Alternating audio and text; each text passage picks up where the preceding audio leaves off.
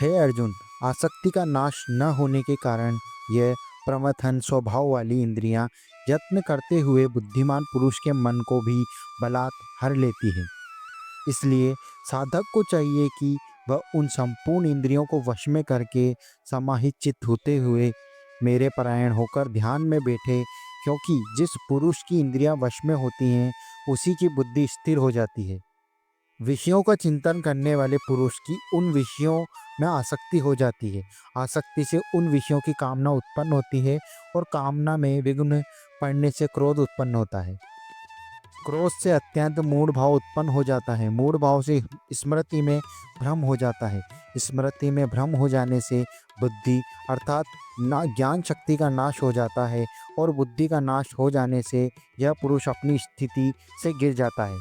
परंतु अपने अधीन किए हुए अंतःकरण वाला साधक अपने वश में हुई रोग देश से रहित इंद्रियां द्वारा विषयों में विचरित करता हुआ अंतःकरण की प्रसन्नता को प्राप्त होता है। अंतःकरण की प्रसन्नता होने पर इनके संपूर्ण दुखों का अभाव हो जाता है और उस समय चित्त वाले कर्मयोगी की बुद्धि शीघ्र ही सब ओर से हटकर परमात्मा में भली भांति स्थिर हो जाती है।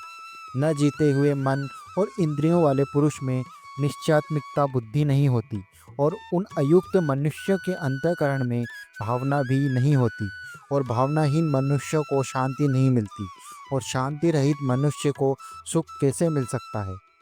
क्योंकि जैसे जल में चलने वाली नाव को वायु हर लेती है, वैसे ही विषयों में विचलित हुई इंद्रियों में से मन जिस इंद्रिय के साथ रहता है वह एक इंद्रिय इस अयुक्त पुरुष की बुद्धि को हर लेती है।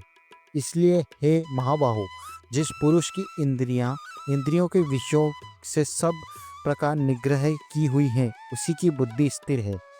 संपूर्ण प्राणियों के लिए जो रात्रि के समान है, उस नित्य ज्ञान स्वरूप परमानंद की प्राप्ति में स्थित प्रज्ञ योगी जागता है और जिस नाशवान सांसारिक सुख की प्राप्ति में सब प्राणी जागते हैं, परमात्मा के तत्व को जानने वाले मुनि के लिए वह रात्रि के समान है। और जैसे नाना नदियाँ के सब जल से परिपूर्ण अचल प्रतिष्ठा वाले समुद्र में उनको विचलित न करते हुए ही समा जाते हैं, वैसे ही सब भोग जिस स्थिर प्रज्ञ पुरुष में किसी प्रकार का विकार उत्पन्न किए बिना ही समा जाते हैं, वही पुरुष परम शांति की ओर प्राप्त होता है, भोग को चाहने वाला नहीं।